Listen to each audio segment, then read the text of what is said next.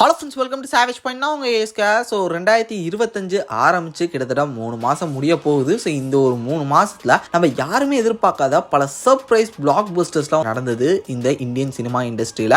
அப்படி நம்ம யாருமே நினச்சி கூட பார்க்காத அன்எக்ஸ்பெக்டட் பிளாக் பஸ்டர் ஃபிலிம்ஸ்லாம் என்ன அப்படின்னு தான் இன்னைக்கு இந்த வீடியோ நம்ம பார்க்க போகிறோம். தென் இனி வரக்கூடிய படங்களில் எது பயங்கர பிளாக் பஸ்டர் ஆகும் நீங்கள் நினைக்கிறீங்க, அதையும் மறக்காம கமெண்ட் செக்ஷனில் மென்ஷன் பண்ணுங்கள். சரி வாங்க ஃப்ரெண்ட்ஸ், நம்ம வீடியோக்குள்ளே போகலாம்.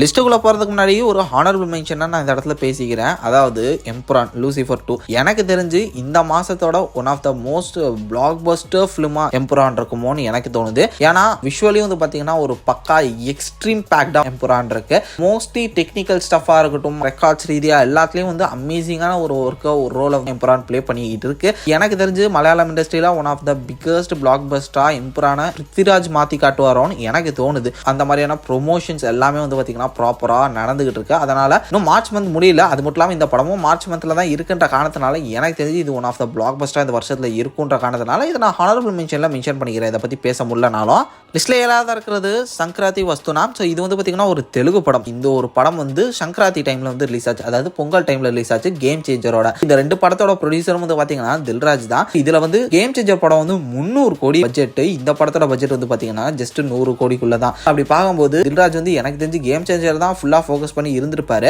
பட் கேம் சேஞ்சர் வந்து பாத்தீங்கன்னா பட்ஜெட் 300 crores, பட் கலெக்ட் பண்ணது நம்ம 151 crores தான். பட் இந்த படம் வந்து பாத்தீங்கன்னா 100 crores கிட்ட தான் பட்ஜெட், பட் கலெக்ட் பண்ணது 251 crores. கேம் சேஞ்சரோட கிளாஷ் ஆயுமே one of the blockbuster இந்த ஒரு சங்கராந்தியில இது அமைஞ்சதுன்றது வந்து பாத்தீங்கன்னா ஒரு பெரிய விஷயம். தென் இது மட்டும் இல்லாம ஃபன்னியான ஒரு ஆக்ஷன் த்ரில்லரா எல்லாருமே ஃபேமிலியோட போய் பார்த்து என்ஜாய் பண்ற மாதிரி அமேசிங்கான ஒரு ஃபேமிலி என்டர்டெய்னர் ஃபிலிமா இருந்ததுன்ற காரணத்தினால வந்து பாத்தீங்கன்னா ஃபெஸ்டிவல் வந்து இந்த ஒரு படம் செம்மையா ரூல் பண்ணுச்சு. அதன் காரணமா தான் வந்து பாத்தீங்கன்னா கேம் சேஞ்சர் ஒரு பெரிய ஃபாலோனை சந்திச்சிச்சு. யாருமே எதிர்பார்க்கல. முக்கியமா தெலுங்கு பீப்புள்ஸ் வந்து பாத்தீங்கன்னா இது எதிரே பார்க்கல. ஏன்னா கேம் சேஞ்சர் இவ்வளவு பெரிய படம் அப்படின்னு நினைச்சிட்டு இருந்த எல்லாரையும் வாயும் மூடுற மாதிரி இந்த படம் வந்து கேம் சேஞ்சரை கவுத்தி விட்டுட்டு போயிருச்சு.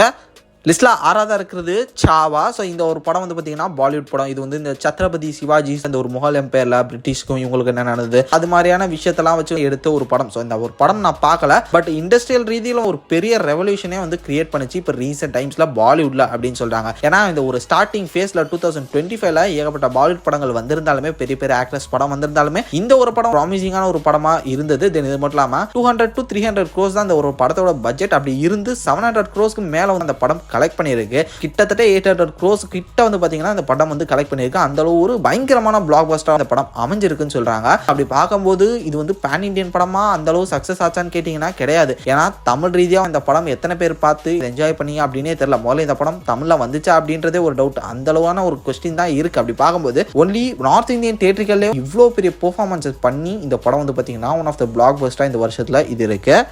லிஸ்ட்ல 5ஆவதா இருக்கிறது மதகஜ ராஜா. ஸோ இந்த ஒரு படம் வந்து பார்த்தீங்கன்னா கிட்டத்தட்ட ஒரு 10 to 11 வருஷம் கழிச்சு வந்து ரிலீஸ் ஆகுது. இது வந்து ரொம்பவே பழைய படம், கிடப்பில் போட்ட படம். இது எல்லாருக்குமே தெரிஞ்ச ஒரு விஷயம் தான். ஒரு சில காரணங்களால் வந்து பார்த்தீங்கன்னா இந்த படத்தோட ரிலீஸ் டேட் வந்து ப்ரீபாண்ட் ஆயிடுச்சு, ப்ரோஸ்பாண்ட் ஆயிடுச்சு. இது மாதிரி தள்ளி போய் படத்தில் இந்த படம் வரவே வராது அப்படின்ற மாதிரி இருந்தாங்க. கொரோனா லாக்டவுன் டைம்ல வந்து பார்த்தீங்கன்னா OTTல வரும்னாங்க. அப்படி இப்படின்னு போய் ஃபைனலி இந்த வருஷத்தோட பொங்கல்ல வருதுப்பா அப்படின்னு சொல்லிட்டு சடனா ஒரு அப்டேட்டை வந்து விட்டாங்க. அதே மாதிரி வந்து பார்த்தீங்கன்னா படத்தையுமே பக்காவா ரிலீஸ் பண்ணாங்க. பொங்கல் டைம்ல வந்து பாத்தீங்கன்னா மதகஜ ராஜா அந்த படத்தோட சேர்த்து நிறைய படங்கள் ரிலீஸ் ஆயிருந்தது. அத்தனை புது படங்கள் இருந்துமே 10 வருஷத்துக்கு முன்னாடி எடுத்த மதகஜ ராஜா வந்து பாத்தீங்கன்னா எல்லா படத்தையும் அடிச்சு ஓட விட்டு 15 கோடி பட்ஜெட்ல எடுத்த படம் 56 கோடி கிட்ட கலெக்ட் பண்ணி ஒரு பெரிய ரெக்கார்டை செட் பண்ணிச்சு. யாருமே எதிர்பார்க்கல மதகஜ ராஜா வந்து பொங்கலோட வின்னரா இருக்குன்னு. அந்த அளவு ஒரு தரமான சம்பவத்தை பண்ணுச்சு.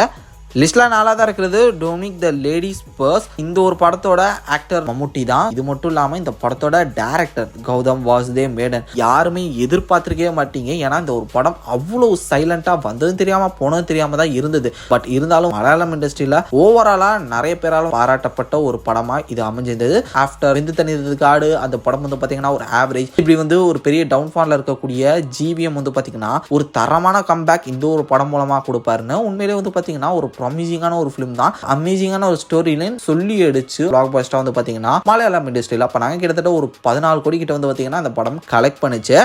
லிஸ்ட்ல 3ஆவதா இருக்கிறது குடும்பஸ்தன், குட் நைட், அதுக்கப்புறம் லவ்வர், இது மாதிரியான படங்கள்ல நடிச்சு ஓகே மணிகண்டன் இது ஒரு ஆக்டர் வந்து ஒரு ப்ராமிசிங்கான ஆக்டரா வந்துகிட்டு இருக்காரு, நல்ல ஃபன்னான படங்கள்லாம் பண்றாரு அப்படின்னு சொல்லிட்டு ஆவரேஜான ஒரு எதிர்பார்ப்பு தான் இந்த ஒரு படத்து மேலேயும் இருந்தது. ட்ரெய்லர் வந்து பாத்தீங்கன்னா லைட்டா ஒரு ஹைப் ஏத்துச்சு. இருந்தாலும் இந்த படம் இவ்வளோ பெரிய ஹிட் ஆகும், இவ்வளோ பெரிய பிளாக் பஸ்டர் ஆகும்னு சொல்லிட்டு வந்து யாருமே நினைச்சு பார்த்திருக்க மாட்டீங்க. அந்த அளவு வந்து பாத்தீங்கன்னா அந்த குடும்பஸ்தன் வைப் ஆஃப்டர் ஓடிடி ரிலீஸ் வரையுமே அந்த படத்தை வந்து பலரும் பேசி கொண்டாடி தள்ளுறாங்க. அந்த அளவு சர்ப்ரைசிங்கான அன்எக்ஸ்பெக்டடான ஒரு பிளாக் பஸ்டரா வந்து பாத்தீங்கன்னா இந்த வருஷத்துல குடும்பஸ்தன் அமைஞ்சது. உண்மையிலே ஒரு பயங்கர என்ஜாயபிளான ஒரு ரோலர் கோஸ்டர் ரைடுன்ற மாதிரி சொல்லாம செம ஃபன்னான மூவி. அதுக்கேற்ற மாதிரி பாக்ஸ் ஆஃபீஸ் கிரிட்டிக்ஸ் ரிவ்யூ எல்லாமே அமேசிங் இந்த படத்துக்கு அமைஞ்சு one of the most blockbuster film in Tamil industry அப்படின்ற மாதிரி இந்த வருஷத்துல குடும்பஸ்தன் அமைஞ்சிச்சு.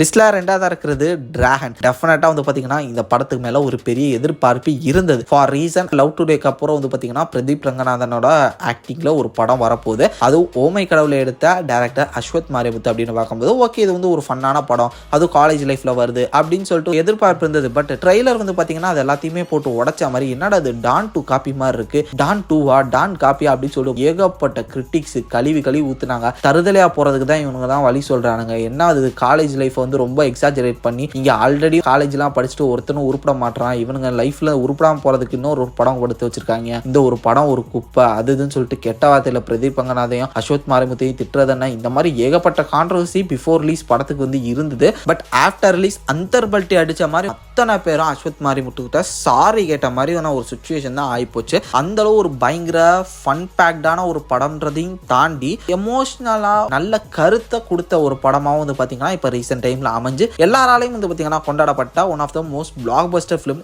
இப்போ ரீசென்ட் டைம்ஸ்ல இண்டஸ்ட்ரியிலன்னு சொல்லலாம். 10 நாள் கிட்டே வந்து பாத்தீங்கன்னா 100 crores கிட்ட கலெக்ட் பண்ணுச்சு. அது ஒரு யங் ஆக்டர் அப்படின்னு சொல்லிட்டு பெரிய ரெக்கார்ட் செட் பண்ணுச்சு. கண்டிப்பா யாருமே இந்த அளவு ஒரு பெரிய பிளாக் பஸ்டர் வந்து எதிர்பார்த்திருக்க மாட்டாங்க. அந்த அளவு ஒரு அன்எக்ஸ்பெக்டடான ஒரு பிளாக் பஸ்டர் தான் வந்து பாத்தீங்கன்னா டிராகன் இந்த வருஷத்துல அமைஞ்சிச்சு.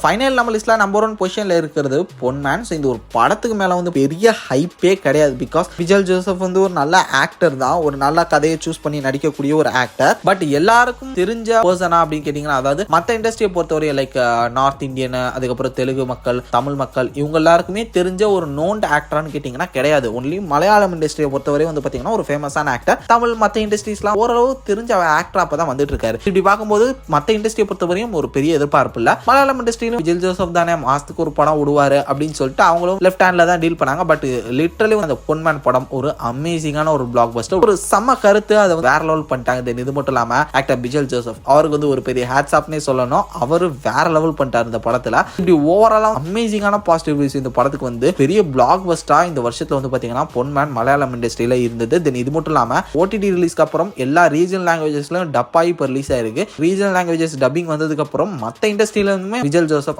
மூவி டீமுக்கு வந்து பாத்தீங்கன்னா ஒரு பெரிய அப்ளாஸ் கிடைச்சிட்டு இருக்கு. அப்படி பார்க்கும்போது இது வந்து பாத்தீங்கன்னா உண்மையிலேயே ஒரு பயங்கர அன்எக்ஸ்பெக்டடான ஒரு பிளாக் பஸ்டர் தான், அதை கண்டிப்பா சொல்லி ஆகணும். தென் இதை தாண்டி நீங்க இந்த வருஷம் அடுத்து ரிலீஸ் ஆகக்கூடிய, அதாவது இந்த ஒரு மார்ச்சுக்கு அப்புறம் ரிலீஸ் ஆகக்கூடிய எந்த படம் வந்து கண்டிப்பா பிளாக் பஸ்டர் ஆகும் அப்படின்னு நினைக்கிறீங்க? மறக்காம கீழே கமெண்ட் செக்ஷன்ல மென்ஷன் பண்ணுங்க. தென் இதை தாண்டி உங்களோட தாட்ஸ் அண்ட் வியூஸ் என்னன்றதே மறக்காம கீழே கமெண்ட் செக்ஷன் மென்ஷன் பண்ணுங்க. நான் பார்த்து தெரிஞ்சுக்கிறேன். சரி, இதே மாதிரி தொடர்ந்து நிறைய இன்ட்ரெஸ்டிங்கான வீடியோஸ் பார்க்கறதுக்கு மறக்காம நம்ம சாவேஜ் பாயிண்ட் சேனலை சப்ஸ்கிரைப் பண்ணி அந்த பெல் ஐகானை பிரஸ் பண்ணிக்கங்க. அடுத்த ஒரு இன்ட்ரெஸ்டிங்கான வீடியோல நாளைக்கு மீட் பண்றது வரைக்கும் tata bye bye, take care from A Square.